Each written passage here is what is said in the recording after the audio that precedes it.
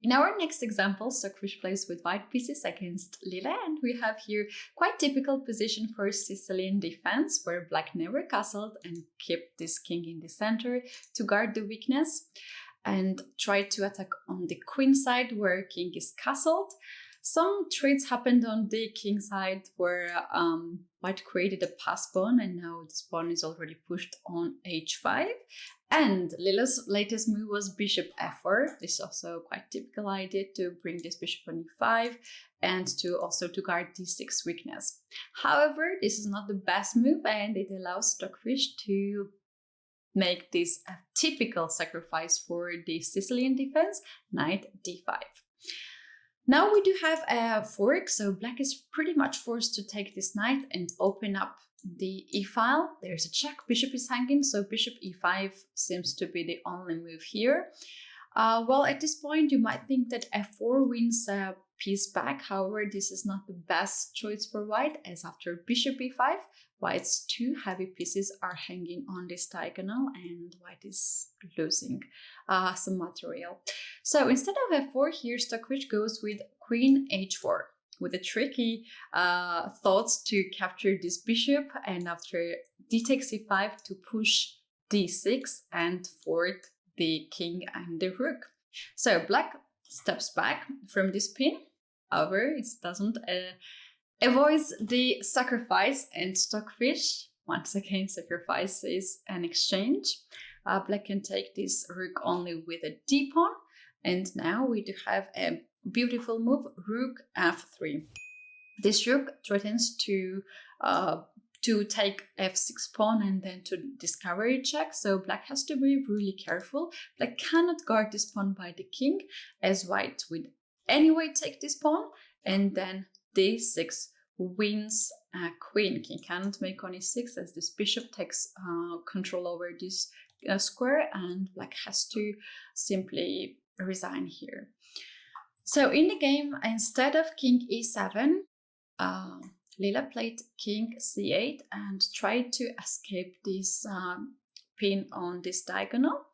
We do have h6. This pawn is just 2 moves away to be crowned, so black has to be really careful to stop the pawn. So we do have king on b7 to open up this road for the rook, and now we do have a beautiful idea to play bishop c4. Quite tricky one as well, as white is threatening to play rook b3 and to win a queen on this file. So black has to play bishop a4 to try to control b3 square, and now we have rook f6 attacking the queen and queen e4. The idea of queen e4 is not only control e1 square, which is a check for black, but also to push the pawn d6 with a check and with a serious threat to win material. So here black played bishop b5 and allowed white to push d6 pawn. After d6, we do have bishop c6. So if you take my rook, I'll take your queen, and I'm happy with that decision. However, white never planned to trade the queen for a rook and captured e5 pawn. Now the rook is under attack. Another rook moves away. However, white still don't like these trades of the queen for a rook, and queen stepped on f5. This pawn is also hanging together with the rook. So after rook d7, rook f7 happens. Now black is pretty much forced to make some measures, otherwise the rook d7 wins the piece. So queen d8, black has to withdraw queen and to be a little bit passive over there, and we do have rook g7. Very interesting idea here. After rook g7, king b6 was played as c5 pawn was hanging, and the king is the only piece which can guard this weakness.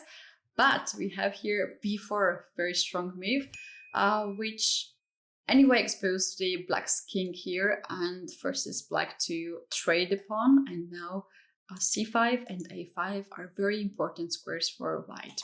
So we have a rook trade over here. White gives a check, intermediate check, and now captures the rook back. And in this position where black has an extra rook for 4 pawns, it is simply winning for white because all these pawns are very active and they are very close to be queened. So let's see the rest of the game here. Black managed to capture g7 pawn, but this was not enough as now white is pushing the b pawn and bishop d5, a beautiful trade here just to simplify the position. And after king a7, d7, and the game is just over as there is a check, but king can hide. And the next move of white is to promote the pawn to queen, and white will have two queens versus queen and the rook, which is winning for white. So what a beautiful sacrifice here, and also quite typical sacrifice by Stockfish. Knight d5. If you are a Sicilian player, you should remember this idea and try once or twice.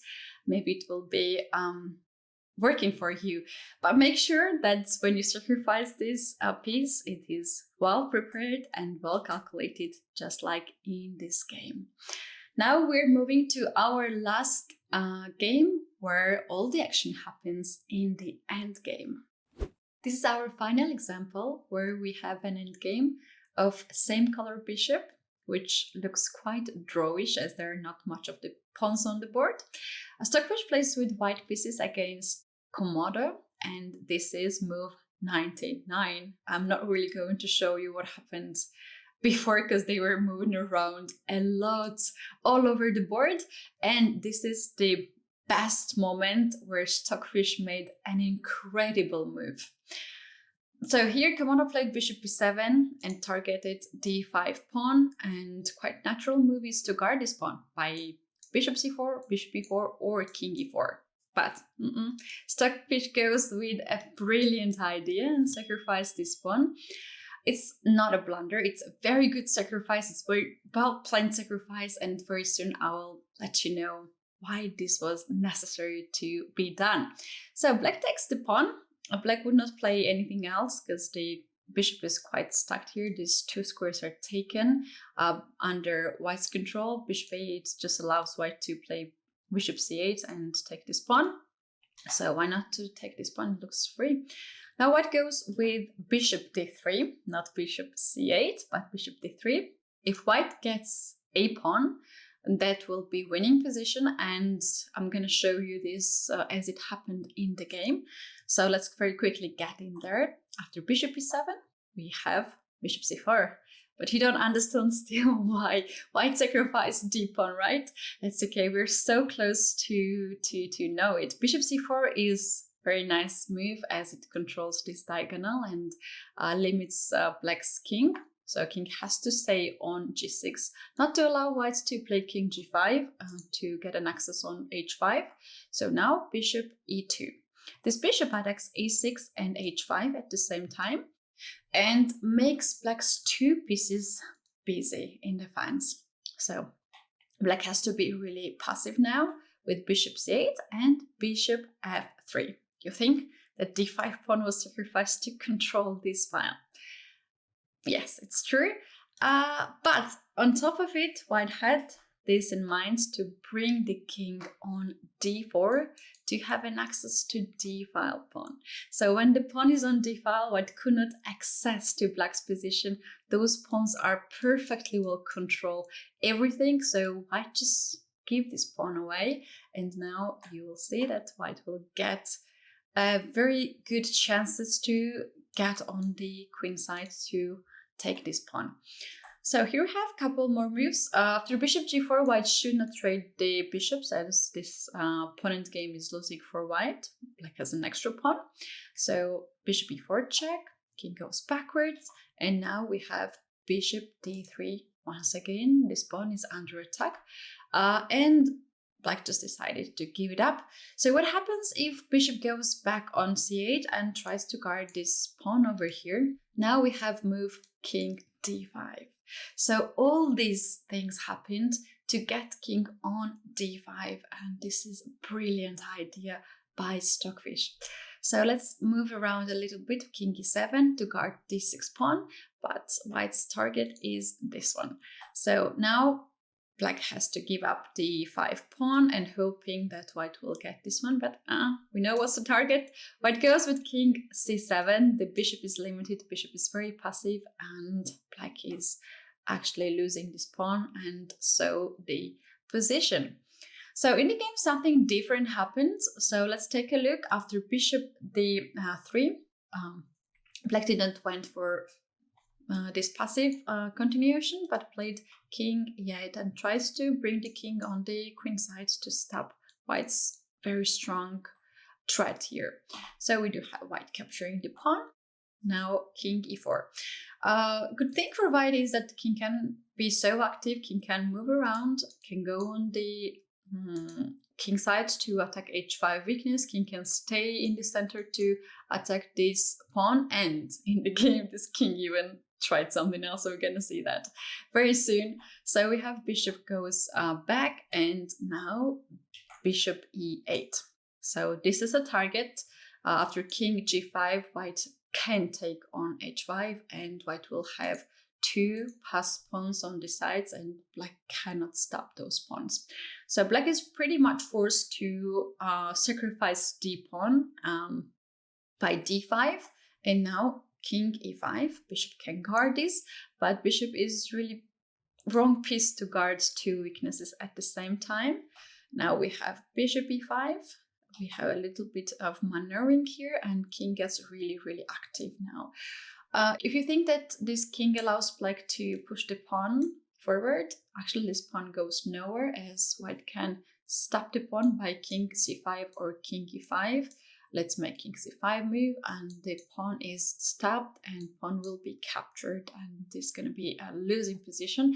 After capturing the pawn, then white will get on g file, will attack this pawn on c5, will take, and once again those pawns are just too far from each other and black cannot stop it. So instead of d4 in the game, king b8 happened. I promise you that I will show you something else from this king, and now this king goes on the queen side, and the idea is it's just beautiful to bring this king on b6. Let me very quickly show that. If black just passes the moves, king b6, and now a6, a7, and bishop c6 is a checkmate.